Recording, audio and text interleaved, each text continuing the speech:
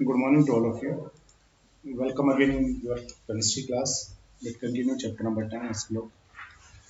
S block में भी हमने जो प्रीवियस वीडियो में डिस्कस किया वो किया जो अल्कलाइन अर्थ मेटल्स थे उनकी chemical properties, reaction with oxygen, reaction with air, nitrogen, water, reduction, बहुत सारी केमिकल प्रॉपर्टीज को डिस्कस किया। आज जो हम पढ़ेंगे वो जो अल्कलाइन अर्थ मेटल्स होते हैं उनके ऑक्साइड्स, उनके हाइड्रोक्साइड, हैलाइड और उनके सॉल्ट ऑफ ऑक्सा एसिड्स, ये हम उनके डिस्कस करने हैं। चलिए वन बाय वन डिस्कस करते हैं। पहले ऑक्साइड एंड हाइड्रोक्साइड पढ़ेंगे। Oxide and hydroxide of alkaline earth metals. The alkaline earth metals burn in oxygen to form the monoxide. Beryllium, magnesium, oxygen, beryllium, magnesium, calcium, strontium and barium oxygen के साथ जब burn करते हैं तो ये तो normally react कर लेते हैं, लेकिन इनको जलाना पड़ता है तो क्या बनाते हैं, अपने अपने ऑक्साइड जो है वो ऑक्साइड्स बना लेते हैं। बेरिलियम ऑक्साइड जो होता है इसेंशियली कोवलेंट इन नेचर, ये याद रखना है। इनमें से बेरिलियम ऑक्साइड जो बनेगा वो कैसा होगा, वो कोवलेंट होगा, बाकी के आयनिक होते चले जाएंगे। लॉजिक क्या होगा, क्योंकि बेरिलियम ऑक्साइड में ऑक्साइड आपका जो है वो तो कैटाइन है, ठीक है, और अनाइन आपका बेरिलियम है। बेरिलियम का जो अनाइन है, सॉरी, बेरिलियम का जो कैटाइन है वो छोटा है और ऑक्साइड आपका कंपैरेटिवली बड़ा है। तो पजन रूल के अकॉर्डिंग कैटाइन छोटा, अनाइन बड़ा, तो ये क्या करेगा, इसका पोलराइजेशन करेगा, इसलिए कोवलेंट हो जाएगा। The enthalpy of formation of these oxide are quite high and consequently they are very stable to heat। इनकी जो एंथैल्पी ऑफ फॉर्मेशन होती है वो क्या होती है, थोड़ी सी ज़्यादा होती है। Standard enthalpy of formation high है, मीन्स ये जब बनते हैं तो थोड़ी ज़्यादा एनर्जी रिलीज होती है, इसलिए बेटा, इसलिए इनकी स्टेबिलिटी ज़्यादा होती है। जिसके standard enthalpy of formation high है इसलिए वो ज़्यादा स्टेबल होती हैं हीट के लिए। अब देखिएगा, इनमें से जो बेरिलियम ऑक्साइड होता है ये एम्फोटेरिक होता है। This is amphoteric. एम्फोटेरिक पहले भी बताया हुआ है। बाकी की जो होते हैं magnesium oxide, calcium oxide, strontium oxide और बेरियम ऑक्साइड, बाकी के जो होते हैं बेटा, ये जो होते हैं ये बेसिक नेचर के होते हैं, बट बेरिलियम ऑक्साइड एम्फोटेरिक होता है। BeO amphoteric, while oxide of other element are ionic होते हैं, ये कोवलेंट होता है। और साथ में कैसे होते हैं, आयनिक की नेचर, और साथ में कैसे होते हैं, ये बेसिक होते हैं, बेसिक होते हैं, ठीक है। All these oxide except BeO, beryllium oxide amphoteric है, बाकी के सारे बेसिक होते हैं। React with water form sparingly soluble hydroxide. क्यों है बेसिक, क्योंकि ये सब वाटर के साथ रिएक्ट करके क्या बनाते हैं बेटा, स्प्रिंगली सॉल्युबल बेस का फॉर्मेशन करते हैं। मैग्नीशियम ऑक्साइड है, वाटर के साथ रिएक्ट कराओगे क्या बनेगा बेटा, तो कुछ इस तरीके से इसको आप समझ सकते हो। Mg डबल बॉन्ड O, ये वाटर के साथ रिएक्ट हो गया, H positive OH negative, bond break होगा, नेगेटिव पॉजिटिव बनाएंगे, तो ये H यहाँ और ये OH Mg पर, इस तरीके से Mg पर दो OH आ जाएंगे, जिससे क्या बनेगा, MgOH का O2S, मैग्नीशियम हाइड्रोक्साइड बन जाएगा, ठीक है। बाकी कोई भी लोगे, कैल्शियम ऑक्साइड लोगे तो भी यही होने वाला है। कैल्शियम ऑक्साइड है, वाटर के साथ रिएक्ट करोगे, ये OH और ये OH, क्या बनेगा, कैल्शियम हाइड्रोक्साइड का फॉर्मेशन हो जाएगा। तो मेटल के हाइड्रोक्साइड बना लेते हैं, और ये सारे के सारे मेटल हाइड्रोक्साइड जो है ये वाटर के अंदर स्प्रिंगली सोल्यूबल होते हैं, कम सोल्यूबल होते हैं। चलिए, ऑक्साइड हाइड्रोक्साइड की बात चल रही है, स्प्रिंगली सोल्यूबल होते हैं। तो the solubility, thermal stability and basic character of hydroxide of alkaline earth metal increase with increasing atomic number। देखिएगा, बेरिलियम ऑक्साइड तो अलग ही हो गया है, मैग्नीशियम का हाइड्रोक्साइड, कैल्शियम का हाइड्रोक्साइड, स्ट्रोंशियम का हाइड्रोक्साइड और बेरियम का हाइड्रोक्साइड, जैसे जैसे अप टू डाउन जाओगे तो इनकी सॉल्युबिलिटी, वाटर में सॉल्युबिलिटी है वो बढ़ती जाती है, इनकी जो थर्मल स्टेबिलिटी है वो भी बढ़ती जाती है, और बेसिक करेक्टर भी बढ़ता जाता है। तीनों के तीनों जो हैं अप टू डाउन जाने पर इंक्रीज होते रहते हैं। हैं। इसलिए मैग्नीशियम हाइड्रोक्साइड वाटर में लेस सोल्यूबल होता है और इसका कोलोइडल सॉल्यूशन बनता था जिसको हम क्या कहते थे, मिल्क ऑफ मैग्नीशिया कहते थे। That's right. कैल्शियम हाइड्रोक्साइड जो होता है ये भी वाटर में बहुत ज़्यादा सोल्यूबल नहीं होता, कम अमाउंट ही सोल्यूबल होती है। और जितना ये सोल्यूबल हो जाता है, सोल्यूबल होने के बाद इसका जो सॉल्यूशन बनता था उसको हम कहते थे lime water, that is lime water. The alkaline earth metal hydroxide are however less basic and less stable than alkali metal hydroxide। सुन रहे हो? एल्कली मेटल के हाइड्रोक्साइड जो होते थे, जैसे आपके पास NaOH हो, KOH हो, तो वो ज़्यादा बेसिक होते थे, जबकि ये वाले कैसे होंगे, कम बेसिक होते हैं उनके comparative. These are the alkaline earth metal hydroxide are however less basic. ये वाले कम बेसिक होते हैं और ये वाले ज़्यादा बेसिक होते हैं। ठीक है ना, कुछ इस तरीके से इधर समझिएगा।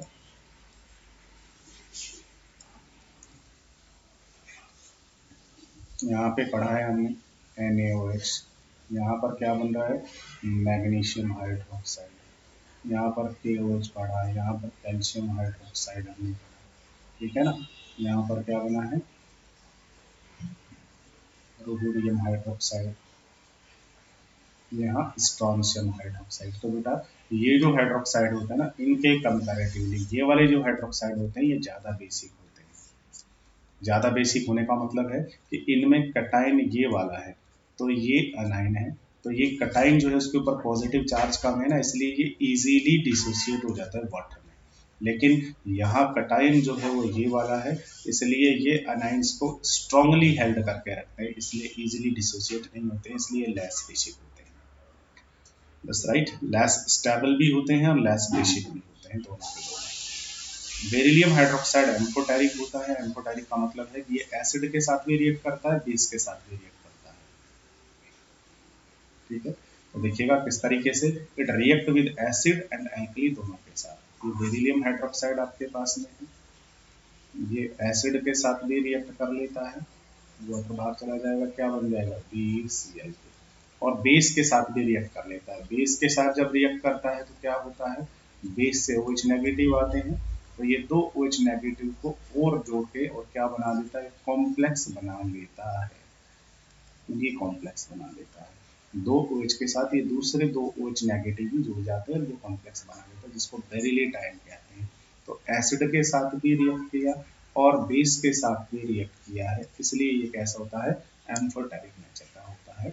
बेरिलियम हाइड्रोक्साइड भी एम्फोटेरिक नेचर का है, और इसके अलावा बेरिलियम का जो ऑक्साइड होता था वो भी एम्फोटेरिक नेचर का ही होता है, जबकि बाकी के कैसे होते हैं, बेसिक, ऑक्साइड एंड हाइड्रोक्साइड। अब जो हम पढ़ेंगे वो पढ़ते हैं हैलाइड्स के बारे में।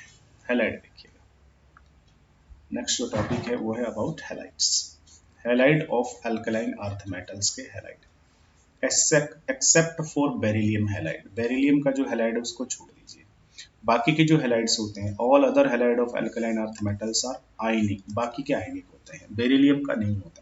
लॉजिक वही लगेगा कि बेरिलियम क्लोराइड है तो इसमें बेरिलियम का positive ion, chloride negative ion आपके पास में है।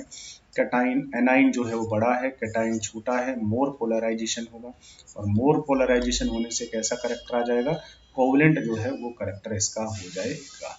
ठीक है, मोर पोलराइजेशन, और मोर पोलराइजेशन से कैसा हो जाएगा, कोवलेंट। बाकी के कैसे होते हैं, आयनिक। बेरिलियम का जो हैलाइड्स होता है essentially covalent and soluble in organic solvent. Covalent है तो ऑब्वियसली ऑर्गेनिक सॉल्वेंट में सॉल्युबल होगा। इसके अलावा देखिएगा इंपॉर्टेंट पॉइंट, बेरिलियम क्लोराइड जो होता है उसकी एक चेन स्ट्रक्चर होती है सॉलिड स्टेट में। सॉलिड स्टेट के अंदर ये कौन सी फॉर्म में पाया जाता है, पॉलीमेरिक फॉर्म में पाया जाता है, पॉलीमर बना देता है। अब यहाँ पॉलीमर क्यों बना है, तो उसका लॉजिक यही होगा क्योंकि ये कोवलेंट होता है इसलिए पॉलीमर बना लेता है। और पॉलीमर किस तरीके से बनता है, यहाँ पे आप समझ सकते हो कि भाई ये बेरिलियम, बेरिलियम का स्ट्रक्चर लीनियर होता है, ये दूसरा बेरिलियम, इसका स्ट्रक्चर कैसा होगा, वही लीनियर होगा।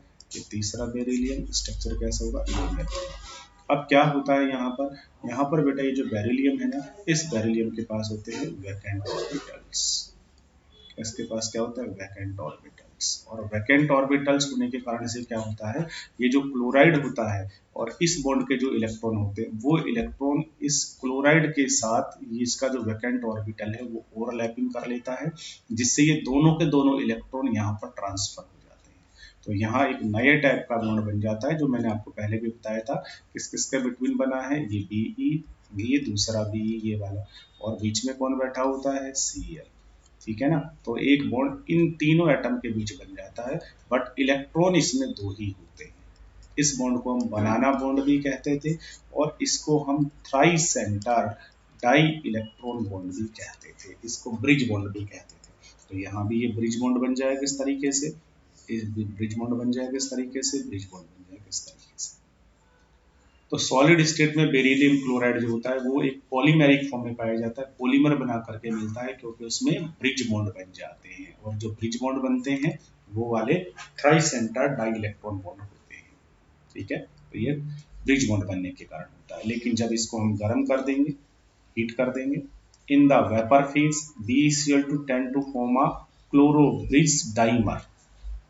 अगर हम इसको गर्म कर दें और ये वेपर फेज में चला जाए, तो वेपर फेज में जाने पर क्या होता है, ये केवल अपने डाइमर के फॉर्म में ही रह जाता है, केवल क्या बना लेता है, अपना डाइमर। इसके दो जो स्पीसीज हैं वो दो स्पीसीज इसकी क्या हो जाती हैं, अलग हो जाती हैं, डाइमर के फॉर्म में होता है, ये दोनों स्पीसीज अलग हो जाएंगे, डाइमेरिक फॉर्म में पाया जाता है, डाइमर के फॉर्म में। लेकिन अगर इसको हम और भी ज्यादा हाई टेम्परेचर पर गर्म करते, dissociate into their linear monomer at high temperature of the order of 12,000 kelvin. अगर हम इसको 1200 केल्विन टेम्परेचर पर या उससे ज़्यादा टेम्परेचर पर अगर हीट कर दें, तो इसका ये जो डाइमर बना हुआ है, ये डाइमर भी, ये जो ब्रिज बॉन्ड है ये भी क्या हो जाते हैं, ब्रेक हो जाते हैं, और ब्रेक होने के बाद ये कैसे हो जाता है, लीनियर रह जाता है। तो सॉलिड स्टेट में ये किस फॉर्म में पाया जाता है, पॉलीमेरिक फॉर्म में पाया जाता है। वेपर फेज में किस फॉर्म में पाया जाता है, डाइमर के फॉर्म में। और अगर वेपर को और भी ज्यादा गर्म करें तो फिर ये हाई टेम्परेचर पर कौन सी फॉर्म में पाया जाता है, लीनियर स्टेट या लीनियर मॉलिक्यूल्स के फॉर्म में एग्जिस्ट करता है कौन, बेरिलियम क्लोराइड। बाकी के जो ओन हैं वो इस तरीके का ब्रिज बॉन्ड का फॉर्मेशन नहीं करते हैं। बेरिलियम क्लोराइड जो होता है यही केवल कोवलेंट होता है, बाकी के कैसे होते हैं, आयनिक। हैलाइड्स के बाद में नेक्स्ट जो है वो है कार्बोनेट। Next is carbonates. देखिएगा, carbonate of alkaline earth metals are insoluble in water. Calcium carbonate आपको याद है पत्थर होता है, वाटर में इनसॉल्युबल होता है। These can be obtained as precipitate by addition of a sodium or ammonium carbonate solution to a solution of a soluble salt of these metals। क्या कह रहा है कि ये जो मेटल्स है आपके पास में, beryllium, calcium, strontium, barium, magnesium, ये जो मेटल्स हैं इनका अगर वाटर सोल्यूबल कोई सॉल्ट हो, जैसे आपके पास कैल्शियम क्लोराइड ही क्यों ना हो, वाटर सोल्यूबल सॉल्ट है, अगर आपने इसके अंदर क्या मिला दिया, सोडियम या फिर अमोनियम का कार्बोनेट मिला दो, तो जैसे ही आप इसके अंदर सोडियम कार्बोनेट मिला दोगे, क्या होगा, यहाँ से रिएक्शन हो जाएगी और ये NaCl, ये NaCl और कैल्शियम कार्बोनेट बनेगा, और ये कैल्शियम कार्बोनेट वाटर इनसॉल्युबल है, कहाँ पर प्रेसिपिटेट हो जाएगा, नीचे। तो इस तरीके से हम इनके कार्बोनेट का प्रेसिपिटेट हम बना सकते हैं। जैसे यहाँ बेरिलियम क्लोराइड है, सोडियम कार्बोनेट आपने डाला, NaCl बन जाएगा, और बेरियम कार्बोनेट यहाँ पर प्रेसिपिटेट के फॉर्म में आ जाएगा।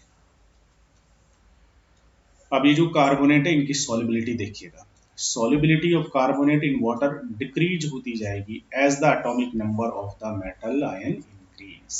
तो इनकी जो सॉल्युबिलिटी है, अगर आपके पास बेरिलियम का कार्बोनेट हो, अगर आपके पास में मैग्नीशियम का कार्बोनेट हो, कैल्शियम का कार्बोनेट हो, स्ट्रोंशियम का कार्बोनेट हो और बेरियम का कार्बोनेट हो, तो इनकी जो सॉल्युबिलिटी है वो डिक्रीज होती है। इसके अलावा इनकी जो थर्मल स्टेबिलिटी है, ये भी याद रखना है, थर्मल स्टेबिलिटी ये भी डिक्रीज होती जाती है, कम होती जाएगी। इनमें से सबसे ज्यादा, सॉरी मैंने गलत बोल दिया, इनमें से थर्मल स्टेबिलिटी जो है वो इंक्रीज होती है। इनमें से सबसे ज्यादा स्टेबल कौन सा होता है, बेरियम कार्बोनेट। सबसे कम स्टेबल कौन सा होता है, बेरिलियम कार्बोनेट। क्यों, क्योंकि लॉजिक वही लगेगा कि बेरिलियम कार्बोनेट में बेटा बताइएगा कटाइन एनाइन कौन है, तो आप बोलेंगे सर इसमें जो कटाइन है वो Be पॉजिटिव 2 है, और एनाइन कौन है, एनाइन है कार्बोनेट कार्बोनेट, और आपको पता है कार्बोनेट एनायन बड़े साइज का, कैटायन स्मॉलर, स्मॉलर बड़े को स्टेबलाइज नहीं कर पाएगा। लेकिन जैसे जैसे नीचे जाएंगे बेरियम कार्बोनेट में क्या है, कैटायन जो है वो बेरियम का बड़ा, कार्बोनेट ही बड़ा, बड़ा बड़े को क्या करेगा, स्टेबलाइज ज्यादा करेगा। इसलिए थर्मल स्टेबिलिटी जो है वो इंक्रीज होती है, बट जो सॉल्युबिलिटी है वो क्या होती है, डिक्रीज होती है। याद all the carbonates decompose on heating to give carbon dioxide and the oxide। अब ये जितने भी कार्बोनेट हैं वो सारे के सारे गर्म करने पर डिकम्पोज हो जाते हैं। कैल्शियम कार्बोनेट को हीट करते हैं तो कैल्शियम का ऑक्साइड और क्या बनाता है, कार्बन डाइऑक्साइड बना लेता है। बेरिलियम कार्बोनेट है, इसको हीट करोगे बेरिलियम का ऑक्साइड और कार्बन डाइऑक्साइड गैस बना लेगा। तो जिस भी कार्बोनेट को आप गर्म करोगे वो सारे के सारे क्या करेंगे, डिकम्पोज होकर के अपने अपने ऑक्साइड और कार्बन डाइऑक्साइड को गैस को रिलीज कर देते हैं। बेरिलियम कार्बोनेट जो होता है वो अनस्टेबल होता है, सबसे कम स्टेबिलिटी इसी की होगी बेरिलियम कार्बोनेट की, ठीक है ना, क्योंकि ये छोटा कटायन बड़े एनायन को स्टेबलाइज नहीं कर पाता, इसलिए can be kept only in atmosphere of CO2। इसको केवल कहाँ रखा जा सकता है, CO2 के एटमोस्फियर में ही इसको बना करके रखा जा सकता है। वो लीच एटलायर प्रिंसिपल के अकॉर्डिंग होगा। याद कीजिएगा प्रीवियस चैप्टर में जो हमने लीच एटलायर प्रिंसिपल पढ़ा वहां पर समझिए। अगर मैं बात करूं ये कंटेनर, इस कंटेनर में क्या है, सॉरी कैल्शियम नहीं बेरिलियम की बात हो रही है, तो इस कंटेनर में कौन है, बेरिलियम। इस कंटेनर में है आपके पास बेरिलियम कार्बोनेट जो डिकम्पोज होगा क्या बनाएगा, बेरिलियम ऑक्साइड और CO2। अब CO2 यहाँ से रिलीज होगी। अब अगर आपने ये जो कंटेनर है इस कंटेनर में अगर आपने यहाँ से CO2 का एक्सेस किया हुआ है, CO2 बहुत ज़्यादा डाला हुआ है, तो लीच एटलायर के अकॉर्डिंग क्या होगा, CO2 जब यहाँ पर एक्सेस में हो जाएगा, ज़्यादा जब CO2 हो जाएगा तो CO2 का कंसंट्रेशन बढ़ेगा, ये दोनों कंबाइंड होंगे, बैकवर्ड रिएक्शन चलेगी। लीच एटलायर के अकॉर्डिंग CO2 अगर एक्सेस में हो तो ये CO2 इसके साथ कंबाइंड होकर के ये बनेगा, तो बेरिलियम कार्बोनेट जो है वो बन करके बैठा रहेगा, स्टेबल बना रहेगा, बट वहाँ एनवायरमेंट जो है, एटमॉस्फेयर जो है किसका होना चाहिए, CO2 का होना चाहिए। कार्बोनेट्स के बाद बेटा अब जो है नेक्स्ट वो है इनके sulphate.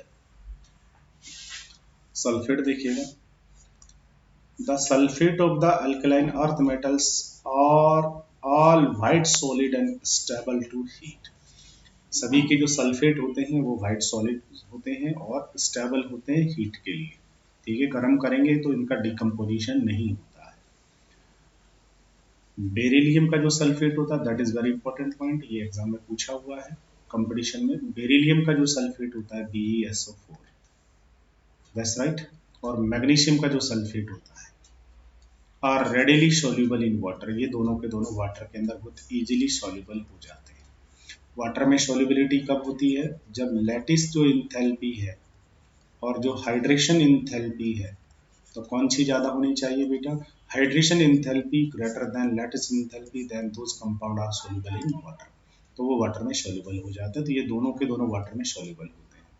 The solubility decrease from calcium sulphate to barium sulphate. अब कैल्शियम सल्फेट अगर तुम्हारे पास हो BeSO4, MgSO4, CaSO4, strontium sulphate और बेरियम सल्फेट, तो याद करना है कि ये दोनों तो वाटर में सॉल्यूबल होते हैं। सॉल्यूबल क्यों होते हैं, क्योंकि इन दोनों से कौन सा आयन मिलने वाला है, Be+2 और Mg+2, और दोनों की हाइड्रेशन इंथैल्पी ज्यादा होती है, इसलिए दोनों तो सॉल्यूबल होते हैं। और उसके बाद में फिर सॉल्युबिलिटी क्या होने लग जाती है, डिक्रीज होने लग जाती है। लॉजिक क्या होगा, the greater hydration enthalpy of Be and Mg+2 ion, beryllium और मैग्नीशियम के जो आयन है उनकी हाइड्रेशन इंथैल्पी जो है वो कैसी होती है, ज्यादा होती है, ओवरकम द लैटिस इंथैल्पी, ठीक है, लैटिस इंथैल्पी से, ठीक है, factor the and enthalpy factor, therefore their sulphate are soluble in water, इसलिए इनके जो सल्फेट होते हैं वो वाटर में कैसे होते हैं, सॉल्युबल होते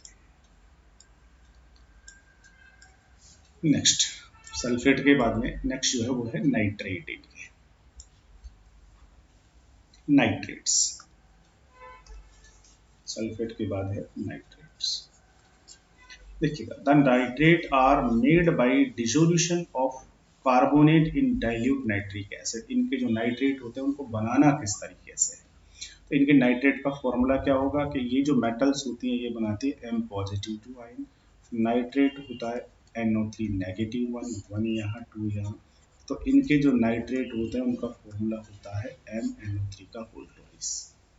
कैल्शियम नाइट्रेट अगर है तो क्या फॉर्मूला बनेगा, CaNO3 का होल ट्वाइस। कैल्शियम क्या है, Ca पॉजिटिव 2, नाइट्रेट होता है NaNO3 नेगेटिव 1 यहाँ 2 यहाँ, क्या बनेगा CaNO3 का whole twice, that is calcium nitrate. Okay, बनते किस तरीके से, तो इनका क्या लीजिएगा, कार्बोनेट लीजिएगा, मैग्नीशियम कार्बोनेट आपने लिया, उसको नाइट्रिक एसिड में डिजोल्व कीजिएगा, क्या रिएक्शन यहाँ से हो जाएगी, MgCO3, मैग्नीशियम कार्बोनेट है, किस में डिजोल्व कर रहे हो,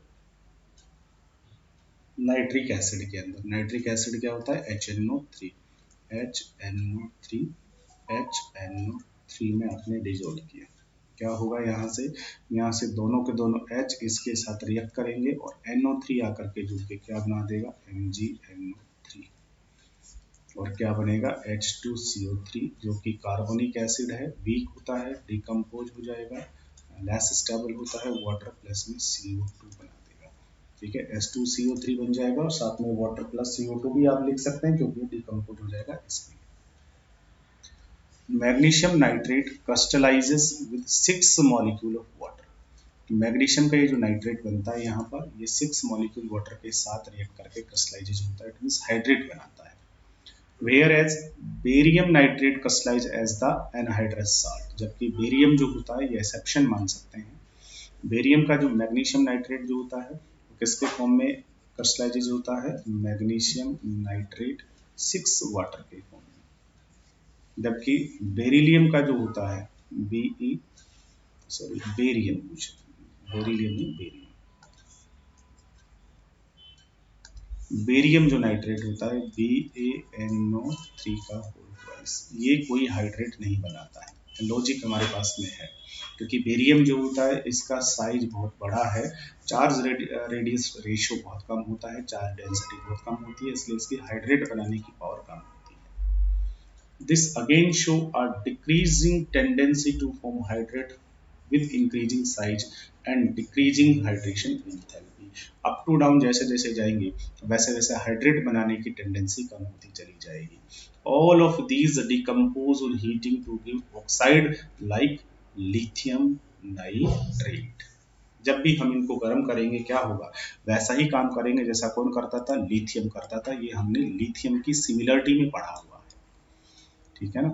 जैसे लिथियम जो होता था, उस लिथियम के नाइट्रेट को अगर हम गर्म करते थे, ठीक है, तो लिथियम के नाइट्रेट को गर्म करने पर ये लिथियम क्या करता था, आपको याद होना चाहिए, लिथियम क्या करता था, यहाँ से लिथियम, थोड़ा सा मैं इसको अगर अच्छे से लिख दूँ,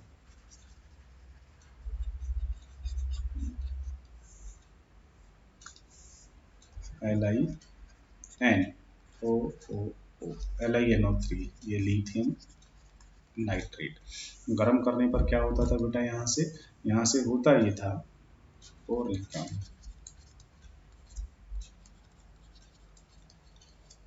तो यहाँ से क्या होता था, ये NO2 NO2 NO2 NO2 NO2 gas कहाँ चली जाती थी, 4NO2 बाहर। क्या होता था यहाँ से, ये दोनों के दोनों जो लिथियम थे, ये दोनों लिथियम ये इस O के साथ क्या बनाते थे, ऑक्साइड बना लेते थे, और ये दोनों के दोनों लिथियम इस O के साथ क्या बनाते थे, ऑक्साइड, और O2 कहाँ चली जाती थी, बाहर। इस तरीके से सेम ऐसे ये भी क्या करते हैं, ये भी ऐसा ही करते हैं। अगर आपके पास में मैग्नीशियम नाइट्रेट हो, मैग्नीशियम नाइट्रेट ये वाला, ये मैग्नीशियम नाइट्रेट, इसको अगर हम हीट करेंगे तो हीट करने पर क्या होगा, यहाँ से NO2, यहाँ से क्या बाहर जाएगी, N। That's right. ये मैग्नीशियम किसके साथ जुड़ने वाला है, इस O के साथ, अकेली O बची है ना, तो एक और ले लीजिए, ये है आपका मैग्नीशियम नाइट्रेट। जैसे ही हम इसको हीट करेंगे, हीट करने पर क्या होगा, यहाँ से NO2 बाहर, NO2 बाहर, ये मैग्नीशियम इस O के साथ मैग्नीशियम ऑक्साइड, और O मिलके क्या बना देंगे, तो क्या बन जाएगा, यहाँ से मैग्नीशियम ऑक्साइड, यहाँ से भी मैग्नीशियम ऑक्साइड, 10 में क्या बनेंगे, 1 2 3 4 4 बनेंगे NO2 साथ में O2। तो मैग्नीशियम ऑक्साइड NO2 और O2 ये बना देते हैं, जैसा कि लिथियम बनाता था ना उस तरीके से। इनके नाइट्रेट को हीट करते हैं तो डिकम्पोज होकर के मेटल के ऑक्साइड्स जो है वो बना लेते हैं।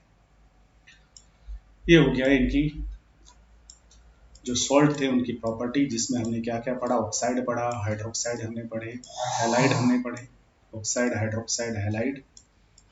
तो पहले हमने पढ़े इनके ऑक्साइड्स, जिनमें से बेरिलियम ऑक्साइड कोवलेंट नेचर का हुआ, बाकी के कैसे हुए थे, बेसिक नेचर के हुए थे, बेसिक नेचर इंक्रीज हो रहा था। फिर हमने इनके हाइड्रोक्साइड पढ़े, उसमें भी बेरिलियम का जो हाइड्रोक्साइड था वो एम्फोटेरिक था, और बाकी के जो थे वो बेसिक थे, और बेसिक करेक्टर इंक्रीज हो रहा था। वाटर में सॉल्युबिलिटी जो थी वो भी इंक्रीज होती जा रही थी। Magnesium hydroxide calcium hydroxide less soluble थे, नीचे जाएंगे तो सॉल्युबिलिटी बढ़ती चली जाएगी। हैलाइड की बात हमने की, हैलोजन के साथ रिएक्ट करके हैलाइड बनाएंगे। इनमें से BeCl2 कोवलेंट होता है, BeCl2 सॉलिड स्टेट में पॉलीमर के फॉर्म में पाया जाता है, जबकि वेपर फेज में वो डाइमर के फॉर्म में, और हाई टेम्परेचर पर वो लीनियर स्टेट में पाया जाता है। उसके बाद इनके कार्बोनेट्स हमने पढ़े हैं। कार्बोनेट डायरेक्ट नहीं बनते हैं, कार्बोनेट वाटर में इंसॉल्युबल होते हैं।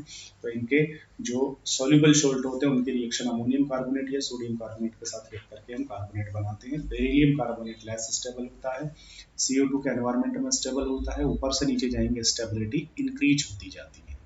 तो ये डिकम्पोज होकर के अपना ऑक्साइड और CO2 गैस रिलीज कर देते हैं। फिर सल्फेट था, जिसमें से बेरिलियम और मैग्नीशियम सल्फेट वाटर सॉल्युबल होते हैं, क्योंकि इनकी हाइड्रेशन एंथैल्पी ज़्यादा होती है, बाकी की सॉल्युबिलिटी डिक्रीज होती जाती है। इनके कार्बोनेट जो सॉल्ट होते हैं उनको जब हम नाइट्रिक एसिड में डिजोल्व करते हैं तो इनके नाइट्रेट सॉल्ट बन जाते हैं। ठीक है, ऊपर से नीचे जाएंगे तो इनकी हाइड्रेट बनाने की पावर कम होती जाती है। मैग्नीशियम अपना खूब हाइड्रेट बनाता है, लेकिन बेरियम नीचे नीचे जाएंगे तो हाइड्रेट नहीं बनाता है। इनको जब हम हीट करते हैं तो इनके जो नाइट्रेट साल्ट होते हैं वो क्या हो जाते हैं, डिकम्पोज हो जाते हैं, और मेटल का ऑक्साइड जो है वो बना लेते हैं।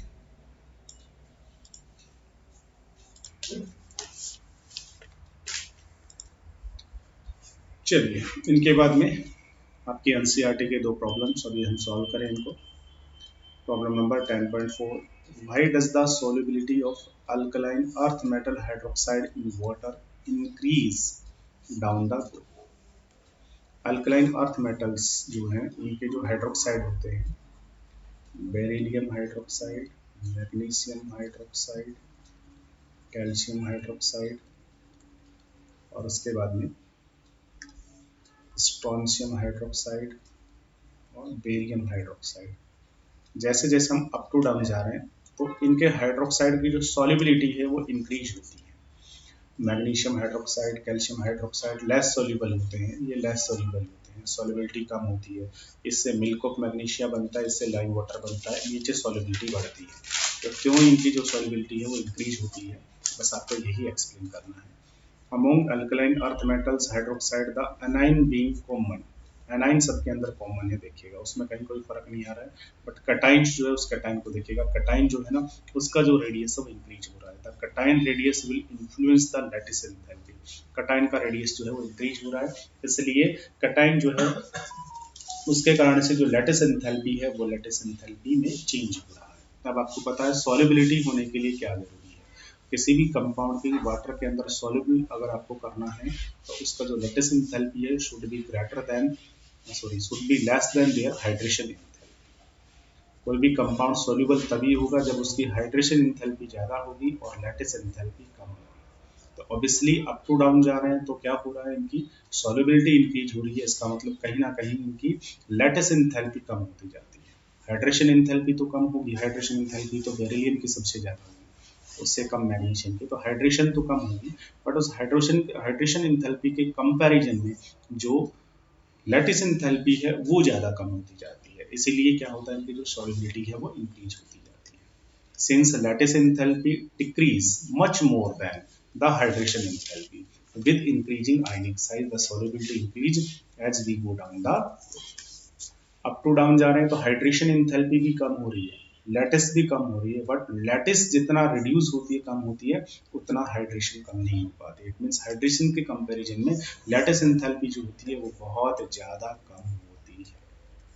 इसीलिए लेटेस कम होगी, हाइड्रेशन ज़्यादा होगी, तो कैसा हो जाएगा, सोल्यूबल हो जाएगा। इसलिए इनकी जो सॉल्युबिलिटी है वो क्या होती जाती है, इंक्रीज होती जाती है on going up to down in that group. Next question, why does the solubility of alkaline earth metal carbonates and sulfate in water decrease down the road? इनकी जो सल्फेट और कार्बोनेट्स जो होते हैं उनकी सॉल्युबिलिटी जो है वो डिक्रीज होती है। अगर आपके पास में बेरिलियम का कार्बोनेट हो, मैग्नीशियम कार्बोनेट, कैल्शियम कार्बोनेट और स्ट्रोंशियम कार्बोनेट, बेरियम कार्बोनेट, अब अगर आपके पास इनके सल्फेट हो, beryllium sulphate, magnesium sulphate, calcium sulphate, strontium sulphate और बेरियम सल्फेट, तो ऐसा मैंने पढ़ा है, आपको बताया कि बेरिलियम सल्फेट और मैग्नीशियम सल्फेट दोनों के दोनों कैसे होते हैं, वाटर में सॉल्युबल होते हैं। That's right. बेरिलियम कार्बोनेट और मैग्नीशियम कार्बोनेट भी थोड़े से सॉल्युबल होते हैं, हल्के से स्प्रिंगली सॉल्युबल होते हैं, लेकिन जैसे जैसे नीचे जाते हैं ना तो सॉल्युबिलिटी डिक्रीज होती है, इनसॉल्युबल। इनसॉल्युबल क्यों है, तो बस कॉन्सेप्ट वही काम लगेगा, काम नहीं आएगा बेटा। लैटिस इंथैल्पी और दूसरा कौन सा होता है, हाइड्रेशन इंथैल्पी। सॉल्युबल होने के लिए hydration enthalpy should be greater than lattice enthalpy. अब नीचे वाले सॉल्युबल हैं, इसका मतलब उनकी हाइड्रेशन इंथैल्पी ज़्यादा है। हाइड्रेशन इंथैल्पी क्यों ज़्यादा है, इसका मतलब उनकी जो लैटिस इंथैल्पी है वो कम है। That's right. Up to down जा रहे हैं तो क्या होगा, अप टू डाउन जाएंगे तो हाइड्रेशन इंथैल्पी भी डिक्रीज होती है, क्योंकि बेरिलियम जो है उनकी हाइड्रेशन इंथैल्पी ज़्यादा होगी, हाइड्रेशन इंथैल्पी भी डिक्रीज हुई है, लैटिस इंथैल्पी भी डिक्रीज होगी, बट लैटिस इंथैल्पी ज़्यादा डिक्रीज होगी किसके कंपैरिजन में, हाइड्रेशन इंथैल्पी के कंपैरिजन में। इसलिए जैसे जैसे डाउन में जाएंगे तो हाइड्रेशन इंथैल्पी की बजाय लैटिस इंथैल्पी जो है वो कम रहेगी, और ये कम रहेगी इसलिए वाटर में क्या होगा, सॉल्युबल होगा, सॉल्युबिलिटी इंक्रीज होती जाएगी। The size of anion being much larger compared to the cation, the lattice enthalpy will remain almost constant within a particular group. Since the hydration enthalpy decrease down the group, solubility will decrease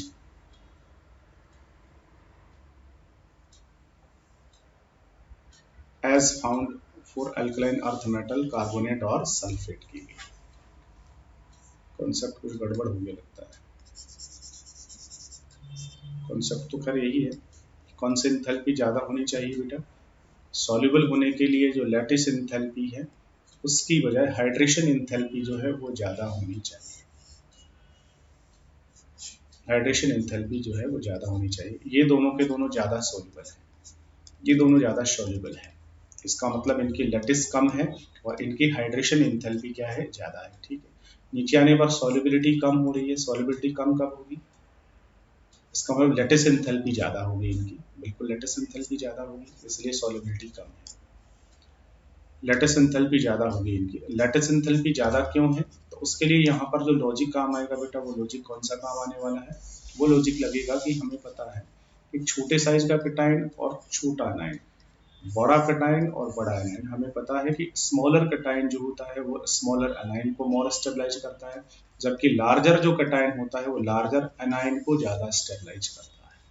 that's right. तो up to down जा रहे हैं ना तो वहाँ देखिएगा कटाइन जो है वो लार्जर होता जा रहा है और अनायन हमारे पास ऑलरेडी लार्जर है, तो लार्जर अनायन लार्जर कटाइन को ज़्यादा स्टेबलाइज करेगा, इसलिए इनकी जो स्टेबिलिटी है वो ज़्यादा है, इसलिए इनकी जो लैटिस एंथैल्पी है वो ज़्यादा है। तो जैसे जैसे नीचे जा रहे हैं ना तो लैटिस एंथैल्पी ज़्यादा है, और लैटिस एंथैल्पी ज़्यादा है इसलिए सॉल्युबिलिटी क्या होगी, कम। जबकि ऊपर ऊपर के अंदर क्या है देखिएगा, अनाइन तो वही है, उसमें कोई चेंज नहीं आ रहा, अनाइन तो बड़े साइज का ही है, बट कटाइन जो है वो कैसे है, स्मॉलर। तो स्मॉलर कटाइन उसको स्टेबलाइज नहीं कर पाएंगे, इसलिए ऊपर वाले जो होते हैं बेरिलियम मैग्नीशियम वाले, उनके अंदर लैटिस एंथैल्पी कम होती है बट हाइड्रेशन एंथैल्पी ज्यादा होती है, इसलिए वो वाटर में मोर सॉल्युबल होते हैं। तो हाइड्रोक्साइड में और सल्फेट कार्बोनेट में उल्टा होगा, सल्फेट कार्बोनेट में अप टू डाउन जाएंगे तो सॉल्युबिलिटी जो है वो क्या होगी, सॉल्युबिलिटी अप टू डाउन जाएंगे तो जो सॉल्युबिलिटी है वो सॉल्युबिलिटी डिक्रीज होगी। बट हाइड्रोक्साइड में क्या होता है, beryllium hydroxide, magnesium hydroxide, calcium hydroxide, strontium hydroxide और बेरियम हाइड्रोक्साइड, हाइड्रोक्साइड में क्या होता है, अप टू डाउन जैसे जैसे हम जाएंगे तो जो सॉल्युबिलिटी है वो सॉल्युबिलिटी इंक्रीज होगी, बट कार्बोनेट और सल्फेट में अप टू डाउन जाएंगे तो जो सॉल्युबिलिटी है वो डिक्रीज होती है, यहाँ इंक्रीज होती है, यहाँ डिक्रीज होती है कार्बोनेट सल्फेट में। यहाँ डिक्रीज क्यों हो रही है, क्योंकि यहाँ लैटिस एंथैल्पी इंक्रीज होती है, बिगर कटायन बिगर अनायन इसलिए। और यहाँ यहाँ पर अप टू डाउन जाएंगे तो इंक्रीज क्यों होती है, तो यहाँ पर जो लैटिस एंथैल्पी है वो डिक्रीज होती है, याद रखिए यहाँ पर जो लैटिस एंथैल्पी है वो क्या होती है, डिक्रीज होती है, इसलिए सॉल्युबिलिटी इंक्रीज होती है। यहाँ लैटिस एंथैल्पी इंक्रीज होती है, इसलिए सॉल्युबिलिटी जो है वो डिक्रीज होती है। ओके, ये हो गया है properties of some compound like oxide, hydroxide, carbonate, nitrate and halides of alkaline earth metals. Okay, thank you to all.